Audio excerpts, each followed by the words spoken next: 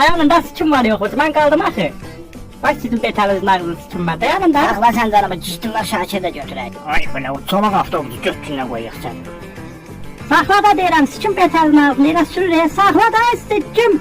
Bir saattan qırmıram saxla ha. Səndən deyirəm düz siktir aşağı gəl. Oğlu gəlmə.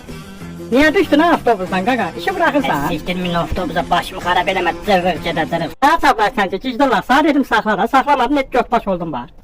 Hörmətli sənin içindən içiniz rahat olsun. Mən artıq milyoneram.